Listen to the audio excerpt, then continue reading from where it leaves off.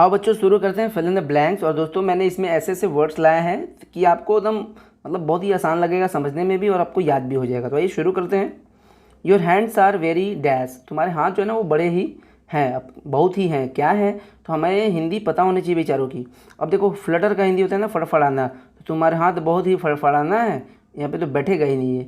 Last फड़फड़ा रहे हैं, अगर होता भी तो ईजी मार्क बता ING लगा लेते तो हो जाता, तो होगा नहीं ये। लास्ट का हिंदी होता है टिकना, टिक जाना, टिके रहना। ये लास्ट का मतलब अंतिम, तुम्हारे हाथ बहुत ही अंत है, ये तो और नहीं बैठ रहे थे, फालतू है। अप स्केल का हिंदी होता है महंगा, तो तुम्हारे क्या ऐसे कहोगे तुम्हारे हाथ बहुत ही महंगे हैं? नहीं, तो होगा क्या भाई? तो आंसर होगा D, क्योंकि डेलिकेट का हिंदी होता है मुलायम, सॉफ्ट सॉफ्ट। तो हम कह सकते हैं भाई तुम्हारे हाथ बड़े ही मुलायम है, तो आंसर होगा D। आगे मैं फिर से बहुत सारे ऐसे वर्ड्स रिपीट करूँगा तो आपको याद भी हो जाएगा। इन दिस एरिया, इस एरिया में वोल्केनोज, वोल्केनो क्या होता है भाई? वोल्केनो का मतलब होता है ज्वालामुखी। आपने देखा होगा ना, वो ज्वालामुखी फटता है, उसमें से लावा निकलता है, गरम गरम, टेम्परेचर बहुत ज़्यादा होता है उसका। तो इन दिस एरिया, इस एरिया में वोल्केनोज डैश एनी टाइम, कभी भी वोल्केनोज डैश, तो क्या हो सकता है भाई? अब श्रीक, SHRIEK, जिसका हिंदी होता है चीखना। तो क्या अब ऐसे कहोगे कि इस एरिया में वोल्केनोज कभी भी चीखते हैं? ये तो बैठेगा ही नहीं, चीखना, चीखता थोड़े वोल्केनो। स्लॉथफुल का मतलब आलसी, तो वोल्केनोज आलसी कभी भी, तो और नहीं बैठेगा। नैब का हिंदी होता है दबोच लेना, तो कभी भी वोल्केनोज दबोच लेते हैं? किसको दबोच लेते हैं भाई? ये भी नहीं होगा। इरप्ट का मतलब होता है प्यारे बच्चों फूट पड़ना, निकल पड़ना, उसका लावा आप देखे होंगे कि निकल जाता है। तो इसका आंसर क्या होगा प्यारे बच्चों? C होगा, इरप्ट। इरप्ट का मतलब होता है फूट पड़ना। तो इस एरिया में वोल्केनोज कभी भी इरप्ट हो जाते हैं, यानी फूट पड़ते हैं। दोस्तों हमारा जो अगला प्रश्न है कि parents should not dash their decision on their sons. बहुत ही सिंपल है, चारों की मीनिंग हमें पता होनी चाहिए तभी आसान लगेगा हमें। कि पेरेंट्स जो होता है ना, उनको कभी भी नहीं चाहिए अपने डिसीजन को अपने बेटों पर। तो क्या हो सकता है? तो कंप्लेशन का हिंदी होता है आत्मसंतुष्ट, यहाँ पर बैठेगा नहीं। इवॉल्व का हिंदी होता है विकसित होना, डेवलप, ये भी नहीं होगा। इम्पोज मैंने थोपना, दोस्तों ये इसका आंसर होगा, क्योंकि थोपने से ये सही हिंदी देगा कि पेरेंट्स को कभी भी अपने डिसीजन को अपने बेटों पर, पुत्र पर थोपना नहीं चाहिए। तो आंसर होगा C। स्लॉथफुल का मतलब होता है आलसी। ये सारे वर्ड्स आपको याद हो जाएंगे अगर आप प्रैक्टिस करते रहोगे। तो याद नहीं किया जाता, ये सब प्रैक्टिस ही किया जाता है। अगला है they made a dash to kill him, वे लोगों ने बनाया एक डैश उसे मारने के लिए। क्या हो सकता है भाई? स्टेलर, स्टेलर का हिंदी होता है शानदार, शानदार तो होगा नहीं, उन लोगों ने शानदार बनाया उसे मारने के लिए। पॉल्ट्रून का हिंदी होता है कायर, वे लोगों ने एक कायर बनाया उसे मारने के लिए। वे लोगों ने एक कायर बनाया उसे मारने के लिए, ये बैठ नहीं रहे। एनर्जेटिक का हिंदी होता है ऊर्जावान, वे लोगों ने ऊर्जावान एक बनाया उसे मारने के लिए। वैसे भी A I E का कोई आर्टिकल का रूल गड़बड़ हो रहा है, ये भी नहीं हो सकता। तो फिर होगा क्या? होगा आंसर D, प्लॉट। प्लॉट का हिंदी होता है षड्यंत्र, वे लोगों ने मेड अ प्लॉट, एक षड्यंत्र बनाया टू किल हिम, उसे मारने के लिए। प्लॉट का हिंदी होता है षड्यंत्र। अगला है the programme was dash last day, पिछले दिन प्रोग्राम को डैश किया गया। ये वॉज दे रहा है, ये चूँकि पास्ट इंडेफिनिट टेंस का पैसिव वॉइस है ये पास्ट इंडेफिनिट टेंस ही, लेकिन उसका पैसिव वॉइस है। जैसे I played cricket, I subject हो गया, प्लेड सेकेंड फॉर्म है, क्रिकेट उसका ऑब्जेक्ट है, तो इसका पैसिव बनेगा ना क्रिकेट वॉज प्लेड बाई मी। तो पास्ट इंडेफिनिट टेंस का पैसिव वॉइस वाज वेयर से ही बनता है। तो प्रोग्राम को डैश किया गया पिछले दिन, क्या हो सकता है भाई? तो थ्रोन का मतलब फेंका गया, कार्यक्रम को फेंक दिया गया पिछले दिन, ये कहाँ से बैठेगा? इनिशिएट का मतलब है शुरू करना, इनिशिएट माने शुरू करना, तो ये हो सकता है क्योंकि कार्यक्रम को शुरू किया जाता है, तो कल पिछले ही दिन कार्यक्रम को शुरू किया गया है, तो 20 का आंसर होगा। वैसे अक्यूज का हिंदी होता है अपराधी ठहराना, तो प्रोग्राम और अपराधी ठहराना बैठ नहीं रहा है। और शेयर्ड का मतलब होता है साझा करना, बांटना, तो प्रोग्राम को बांटा गया कल, ये भी अच्छा नहीं लग रहा है। तो बेहतर आंसर क्या है हमारा? B। इन्हीं सारे वर्ड्स पे कुछ हमारे पास सिनोनिम और एंटोनिम्स भी आइए उसको भी देख लेते हैं। सिनोनिम एंटोनिम्स की बात करें अगर, तो लिखा है हमारा इनिशिएट। इनिशिएट अभी आप पढ़े हो, इनिशिएट का मतलब क्या होता है? तो शुरू करना होता है। 4 ऑप्शंस हैं, इरप्ट है, एक्यूज़ है, स्टार्ट है और इवॉल्व है। क्या हो सकता है भाई? तो इनिशिएट मतलब शुरू करना, तो स्टार्ट मतलब भी शुरू करना, इसलिए आंसर होगा सी। इरप्ट का हिंदी जानते हो, फूट पड़ना। एक्यूज मैंने अपराधी ठहराना, और इवॉल्व मैंने विकसित होना। अगला एग्जाम्पल है हमारा स्टेलर। स्टेलर का आपको मीनिंग बताना है, 4 ऑप्शन है। स्लॉथफुल, आलसी, वंडरफुल शानदार, इरप्ट मैंने फूट पड़ना, डेलिकेट मैंने मुलायम। होगा क्या? तो स्टेलर का मतलब होता है दोस्तों शानदार। क्या होता है? शानदार। आप लिख लेना, शानदार। स्टेलर का मतलब होता है शानदार, तो शानदार का पर्यायवाची क्या हो सकता है भाई? वंडरफुल। वंडरफुल मतलब भी शानदार। अगला है श्रिक, SHRIEK। श्रिक का क्या मतलब होता है? चीखना होता है, चीखना, चिल्लाना। 4 ऑप्शन है। इम्पोज मतलब थोपना, ये तो होगा नहीं। फ्लटर मैंने फड़फड़ाना, ये होगा नहीं। टॉकेटिव मैंने बातूनी, जो खूब बात करी, ये होगा नहीं। तो होगा क्या? स्क्रीम होगा। स्क्रीम का मतलब वही होता है भैया चीखना या चिल्लाना, इसलिए आंसर होगा डी। अगला है हमारा डिसीज्ड। स्पेलिंग ज़रा ध्यान दीजिएगा, यहाँ पे सी है, DECEASED। डिसीज्ड का मतलब क्या होता है प्यारे बच्चों? तो डिसीज्ड का मतलब होता है मरा हुआ, डेड यानी मृत, मरा हुआ। डिसीज्ड का मतलब होता है मृत, मरा हुआ। 4 ऑप्शन है। मिजरेबल है मतलब दुख से भरा, दयनीय, डेयरिंग मैंने होता है साहसी, एब्डोमेन का मतलब होता है बेली यानी पेट, स्टमक, पेट, और डेड का मतलब मरा हुआ। तो भैया 4 का आंसर तो डेड ही होगा ना, क्योंकि डिसीज्ड का मतलब क्या होता है? मरा हुआ, तो डेड आंसर होगा। अगला है इंटर। ध्यान दीजिएगा, आई से है, ई से नहीं है। अगर ई से होता ना तो प्रवेश करना होता, ई से है तो आई से है। इंटर, इंटर का हिंदी होता है ना दोस्तों ज़मीन में गाड़ देना, ज़मीन में गाड़ देना, दफना देना। 4 ऑप्शन है। स्टीम तो होगा नहीं, क्योंकि स्टीम का हिंदी होता है सम्मान। लेसन नहीं होगा, क्योंकि इसका हिंदी होता है कम करना, लेस से बना है लेसन, कम करना। बरी का मतलब होता है ज़मीन में दफना देना या गाड़ देना, तो ये इसका आंसर होगा सी। इंटर, INTER का मतलब होता है ज़मीन में गाड़ देना। दोस्तों ये सारे वर्ड्स आपको काम करेंगे एग्जाम में, इसलिए हल्के में नहीं लेना है। जो मेहनत करता है उसको उसी को कुछ मिलता है, मेहनत करना है एकदम। और डाउरी का मतलब क्या होता है? दहेज, तो आंसर होगा सी। अब जरा आते हैं एंटोनिम यानी विलोम। वही पीछे के कुछ वर्ड्स हैं, आइए देखते हैं। डेलिकेट का हिंदी क्या होता है? मुलायम। डेलिकेट का हिंदी होता है मुलायम, तो बताइए क्या होगा? तो इवॉल्व होगा नहीं, विकसित उल्टा बताना ना मुलायम, तो मुलायम का उल्टा क्या होगा? खुरदुरा, रूखा। तो इवॉल्व का मतलब विकसित होना चाहिए, तो होगा नहीं। रफ हो सकता है, क्योंकि रफ का मतलब होता है खुरदुरा, खुरदुरा। मुलायम का उल्टा है खुरदुरा। सॉफ्ट का उल्टा क्या है? रफ। ट्रिम का हिंदी क्या होता है? छांटना, जैसे बालों की ट्रिमिंग होती है, छांटना। और डेवलप का मतलब विकसित होना, तो ये भी तो होगा नहीं, तो आंसर क्या होगा? बी। अगला है डिसीज्ड, फिर से आ गया। डिसीज्ड का मतलब क्या बताया था? मृत, तो इसका उल्टा क्या होगा? जिंदा। तो वैक्यूअस होगा नहीं, क्योंकि वैक्यूअस का हिंदी कल मैंने क्या बताए थे? पिछली वीडियो में मैंने बताया था वैक्यूअस का मतलब।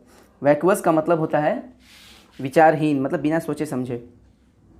डेलिकेट मतलब मुलायम, रफ माने खुरदुरा है, तो अलाइव माने जिंदा, ALIVE। अलाइव का हिंदी होता है जिंदा, तो डिसीज्ड का उल्टा अलाइव, जिंदा।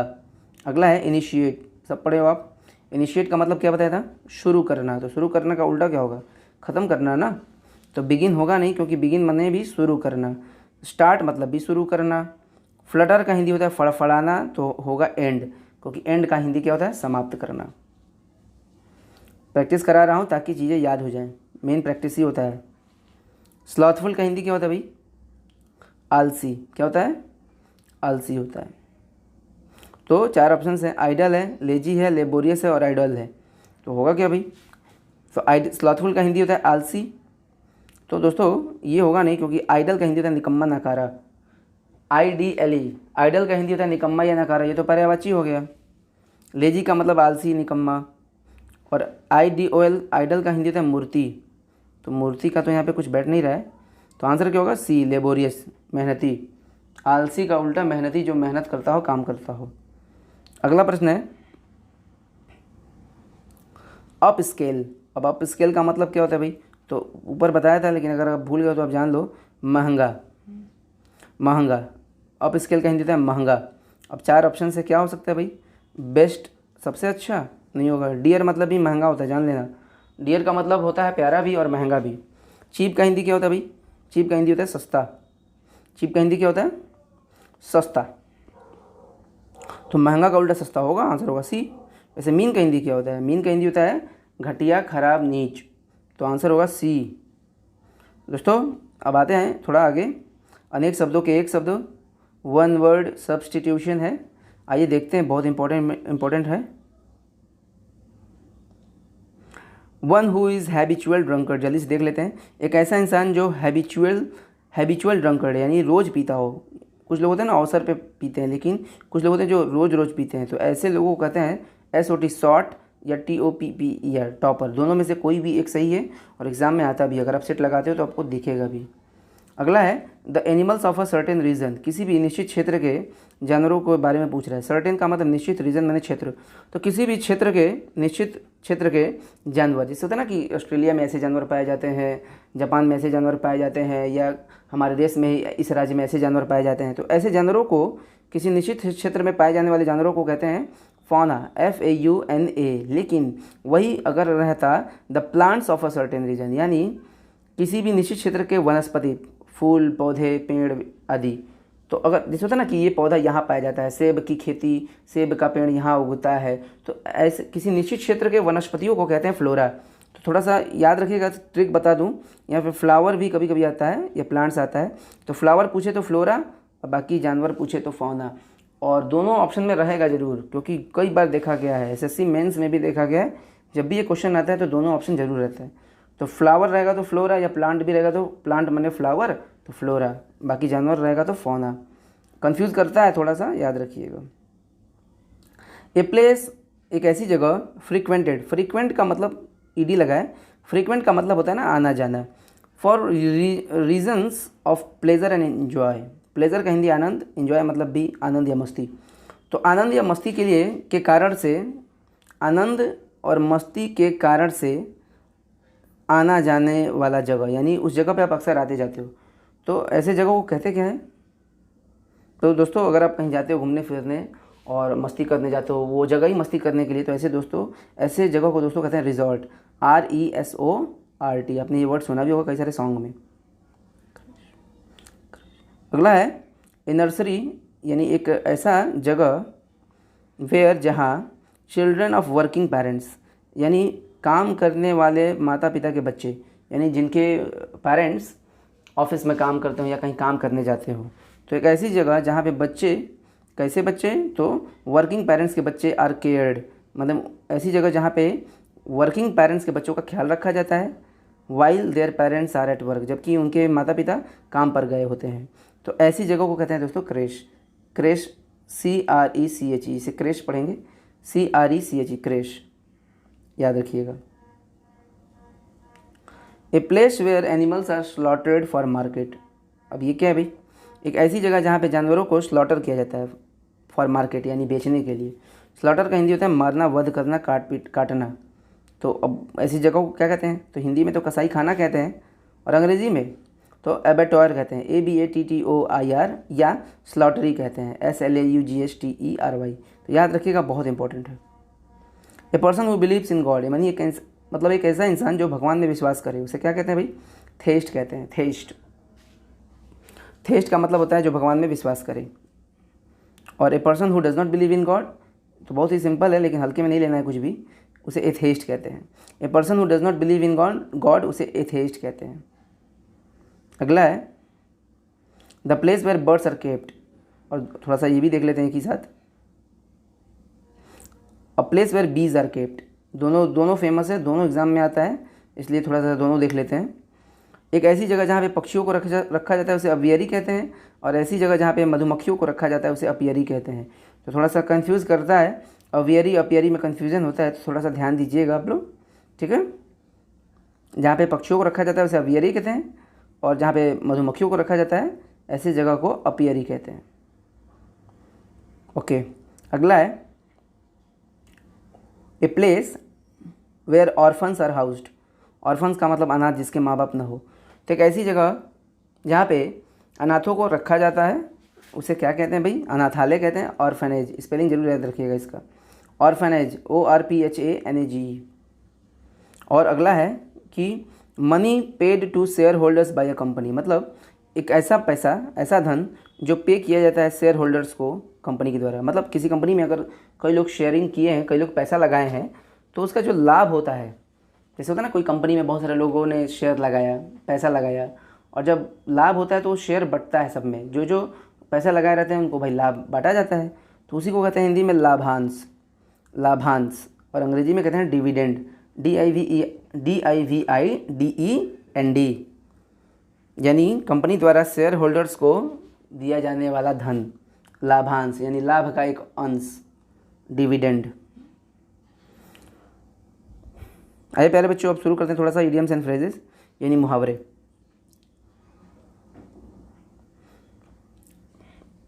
आइए दोस्तों, हमारा पहला जो है बाई फेयर मीन्स और फाउल, बहुत ही प्यारा है। इसका हिंदी जान लो आप, किसी भी प्रकार से चाहे अच्छा या बुरा। इसका हिंदी है किसी भी प्रकार से चाहे अच्छा या बुरा। अब आइए देखते हैं कि ये क्या है। इसका हिंदी क्या कह रहा है, किसी भी प्रकार से चाहे अच्छा या बुरा। बाई फेयर मीन्स और फाउल मतलब ऐसे नहीं तो वैसे। तो अब एग्जाम्पल, अब इसके लिए अंग्रेजी में क्या होगा तो आप मॉक टेस्ट में देखिएगा, आप कोशिश करिएगा, आप हिंदी बस रट लो। बाई फेयर मीन्स और फाउल का मतलब है किसी भी प्रकार से चाहे अच्छा या बुरा। Example, he will do this work, वह इस काम को करेगा बाई फेयर मीन्स और फाउल मतलब ऐसे नहीं तो वैसे, कैसे भी करेगा ही, अच्छा तरीका अपना चाहे बुरा, लेकिन करेगा ज़रूर। अगला है to show the white feather.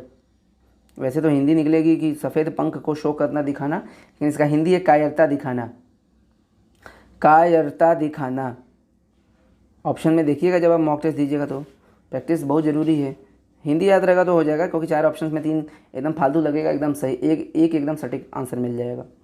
तो इंडियन सोल्जर जो होते हैं ना, भारतीय सैनिक, never show the white feather, वो कभी भी वाइट फेदर नहीं शो करते हैं, यानी कभी भी कायरता नहीं दिखाते हैं Indian soldiers.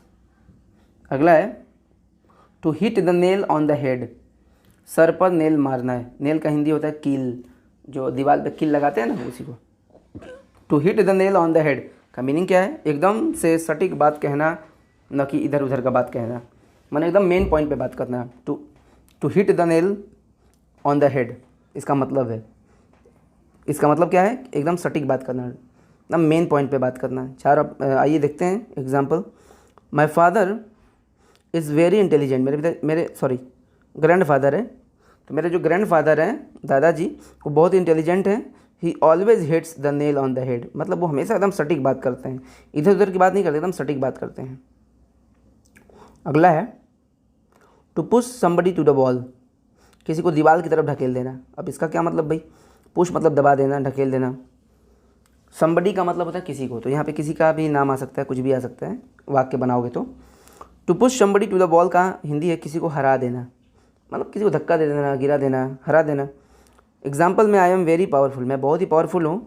You cannot push me to the wall, तुम मुझे, पुश के बाद देखो मी आया है समबडी की जगह पे, किसी का भी नाम आ सकता था, तो you cannot push me to the wall मतलब तुम मुझे हरा नहीं सकते। ऑल एंड सन्ड्री है, ऑल एंड सन्ड्री का मतलब क्या भाई, तो ऑल एंड सन्ड्री का मतलब होता है एवरी पर्सन, माने हर कोई। ऑल एंड सन्ड्री का बहुत फेमस है ये, आप अगर टेस्ट देते होंगे, मॉक टेस्ट मतलब सेट लगाते होंगे तो बड़ा दिखता होगा ये। ऑल एंड सन्ड्री का मतलब क्या होता है, हर कोई। जैसे all and sundry is ready to give the vote मतलब हर एक व्यक्ति तैयार है वोट देने के लिए, टू द राइट कैंडिडेट, सही उम्मीदवार को। तो ऑल एंड सन्ड्री का मतलब क्या होता है, हर कोई। जैसे एक और एग्जांपल ले लो, all and sundry is sad in this world, हर कोई दुखी है, हर व्यक्ति दुखी है इस दुनिया में। फ्रेंच लीव, फ्रेंच लीव भाई ये क्या है, तो इसका हिंदी है ना बिना इजाज़त के छुट्टी। फ्रेंच लीव, लीव का मतलब होता है छुट्टी, लेकिन फ्रेंच लगाया तो भाई रटने वाली चीज़ है, तो फ्रेंच लीव का मतलब होता है ना बिना इजाज़त की छुट्टी, यानी बिना इजाज़त के ही छुट्टी ले लिया। जैसे Mukesh always takes French leave, Mukesh हमेशा फ्रेंच लीव लेता है, यानी बिना इजाज़त के छुट्टी ले लेता है, लीव विदाउट परमिशन। अगला to pour oil on troubled water, जैसे ट्रबल्ड वाटर का मतलब होता है पानी जो बहुत ही मतलब उसमें विक्षोभ उत्पन्न हुआ हो, बहुत हिल रहा हो पानी, और उसमें किसी ने ऑयल यानी तेल उड़ेल दिया, तो पानी धीरे धीरे शांत हो जाता है। पानी अगर बहुत ही घूम रहा हो, उसमें तेल डाल दो आप तो वो शांत हो जाएगा।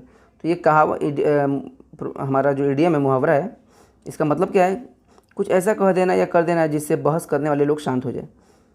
अब एग्जाम्पल समझते हैं। व्हेन दे आर्ग्यू टुगेदर, जब वो एक साथ आर्ग्यू करते हैं ना, बहस करते हैं। आई गो, मैं चला जाता हूँ।